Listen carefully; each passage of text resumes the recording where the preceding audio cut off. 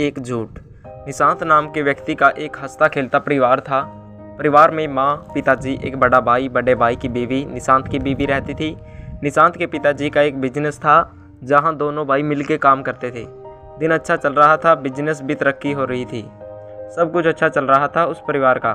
सुबह उठना, सबका एक साथ बैठ के चाय नाश्ता करना। निशांत की बीवी सबसे छोटी थी, घर में तो सारा काम वो संभालती थी।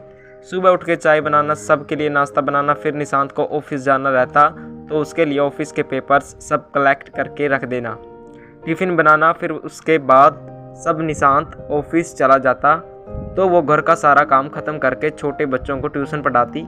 फिर जैसे शाम को जब सब घर आ जाते तो सबके लिए खाना बनाना, फिर सबको खाना खिला के खुद खाना, फिर सोना। तो ये थी निशांत की परिवार की रोज़ के काम। इसी तरह उनका परिवार हंसता खेलता गुजरता था। निशांत को शुरू से ही विदेश जाने का बड़ा मन था। उसका सपना था कि विदेश में एक बड़ी कंपनी में वो एक अच्छे पोस्ट पर काम करें, जिसके लिए वो परिवार का बिजनेस के साथ साथ विदेश जाने के लिए आगे का पढ़ाई भी करता। दिन बीतता गया और करीब 1 साल निशांत रोज़ अपना काम और पढ़ाई दोनों करता रहा। फिर एक दिन उसे ऑफर आया विदेश के एक कंपनी में जाने का, जिसमें निशांत को उस कंपनी का मैनेजिंग डायरेक्टर के पोस्ट के लिए उसे ऑफर किया था। यह देख निशांत का खुशी का ठिकाना नहीं रहा और साथ ही परिवार में एक अलग खुशी था, जहां उस परिवार का वह पहला व्यक्ति था जो विदेश जाने वाला था काम करने। इसी खुशी में निशांत ने अपने परिवार, दोस्त और ऑफिस के लोग सबको उसने पार्टी में आने का न्योता दिया। फिर पार्टी की शाम हुई जहां सब बहुत खुश थे, कोई नाच रहा था तो कोई गाना गा रहा था। निशांत ये सब देखकर बहुत खुश हुआ और उसकी बीवी ने घर का सारा काम, सबका वेलकम से लेकर खाने तक सब देख कर रखी थी।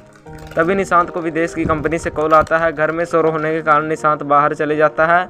कॉल पे बात करने के लिए निशांत सबसे पहले अपने बॉस को शुक्रिया कहता है अपने पोस्ट के लिए, लेकिन तभी उसके बॉस उससे कहते हैं, निशांत आई एम सॉरी, तुम्हें मैनेजिंग डायरेक्टर से हटाकर टीम का लीडर बनाया गया है। यह सुनकर निशांत शॉक हो जाता है और वो बॉस से पूछने लगता है, क्यों अचानक से ऐसे, यहाँ मेरे घर में मैनेजिंग डायरेक्टर बनने की खुशी में पार्टी चल रही है और आप अब मुझे कह रहे हैं मैं एक टीम लीडर रहूँगा। बॉस ने कहा कि ये सिर्फ मेरे अकेले का फैसला नहीं है, सबने मिलकर किया है, मैं कुछ नहीं कर सकता। और ये सुनकर निशांत कॉल रख दिया, बिना कुछ बोले और बिना कुछ आगे का सुने। निशांत मानो पूरी तरह टूट गया था, उसे समझ नहीं आ रहा था वो अब क्या करे। तभी वहाँ निशांत की बीवी आती है और उसे खाना खाने के लिए कहते हैं। निशांत बीवी को कहते हुए, तुम सब खा लो, मैं बाद में खा लूँगा। अब उसकी बीवी को क्या पता निशांत के दिल में क्या बीत रही है। वह निशांत को फिर कहने लगती है कि आज सब यहाँ हैं, सब साथ में खाएंगे, चलो आप। निशांत फिर मना कर देता है और कहता है उसे अर्जेंट ऑफिस जाना होगा, एक काम आ गया है, वहाँ जो काम है उसका करना ज़रूरी है। ये नहीं सुनकर निशांत की बीवी पूछने लगती है, आज सब घर पे हैं तो ऐसा कौन सा काम आ गया अचानक से। उसने कहा किसी को बताना नहीं, अब परेशान हो जाएंगे तुम, सबको खाना खिला दो, मैं काम ख़त्म करके आऊँगा तब खा लूँगा।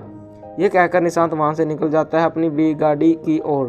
तभी निशांत की बीवी कहती है, मैं यहाँ रुकी हुई हूँ, आप जल्दी से काम ख़त्म करके आना, तब हम साथ में खाएंगे। निशांत उसे देख, हाँ ठीक है, मैं जल्दी आ जाऊँगा काम करके, ये कह के चला जाता है। निशांत वहाँ से निकल कर सीधा शराब की दुकान पे चला जाता है और बैठकर शराब पीने लगता है। और यहाँ घर में सभी लोग अपने अपने घर चले जाते हैं। तभी निशांत की माँ निशांत की बीवी को कहते हुए, बहू तुम खा लो, निशांत ने अपना खाना वहाँ खा लिया होगा, उसका इंतज़ार मत करो। ये सुनने के बाद निशांत की बीवी ने कहा, उन्होंने कहा कि वो जल्दी काम ख़त्म करके आएंगे और मैंने उन्हें कहा भी है कि मैं आपके लिए रुकी रहूँगी, आप खाओगे तो दोनों साथ मिलके खाएंगे। ये सुनकर निशांत की माँ ने कहा, ठीक है, जैसा तुम ठीक लगे, मैं जा रही हूँ सोने।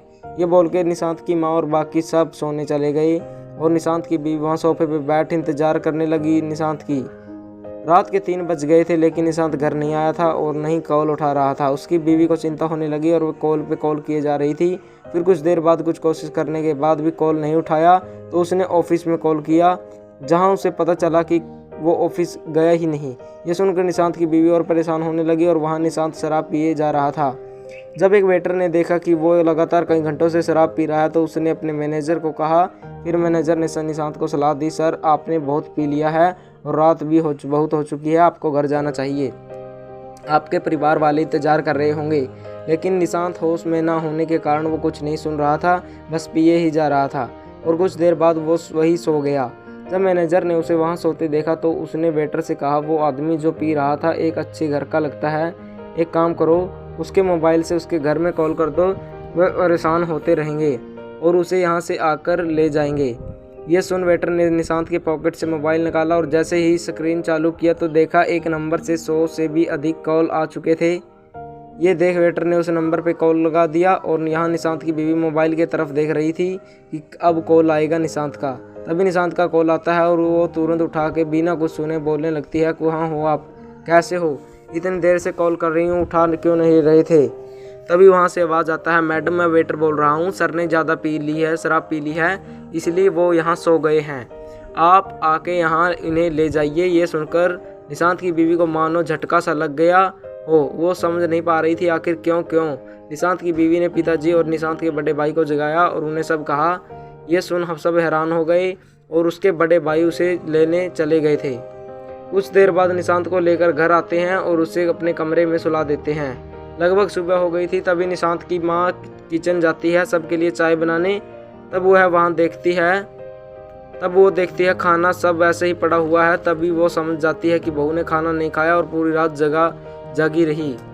वह जल्दी से नाश्ता बनाकर उसके पास ले आती है। कहती है, बहू तुमने पूरी रात कुछ नहीं खाया और पूरी रात बैठे भी सोफा पर लो, जो कुछ खा लो और थोड़ा आराम कर लो। ये सुन निशांत की बीवी ने कहा, मुझे भूख नहीं, आप सब खा लीजिए, और निशांत की ओर देखने लगी। ये देख माँ वहीं से चली गई। कुछ देर बाद निशांत उठता है और वो देखता है कि वो घर में है।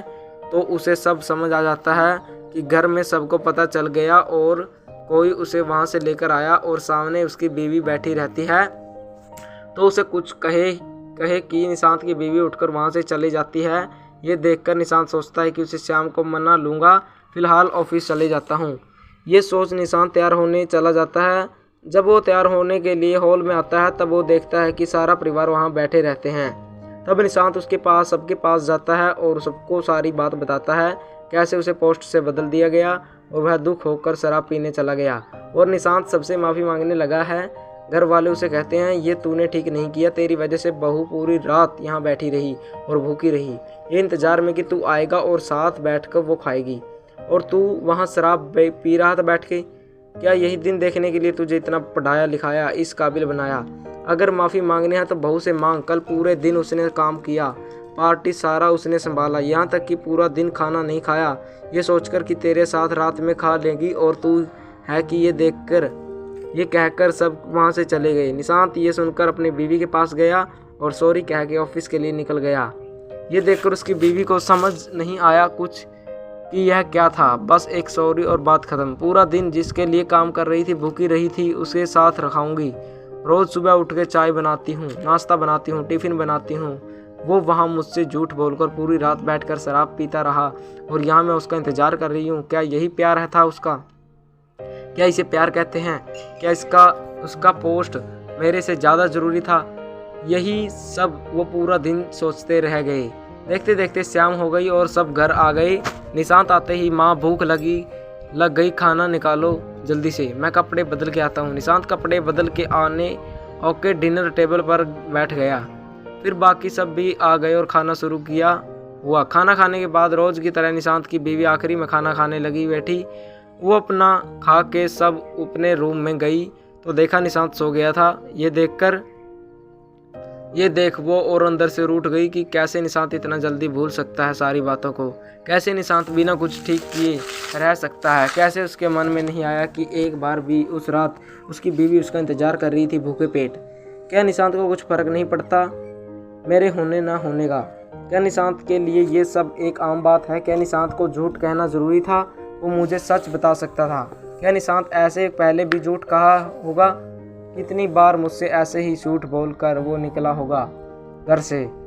कई सवाल मन में रखे पूरी रात वो सोचते रही और फिर सोचते सोचते सुबह हो गई।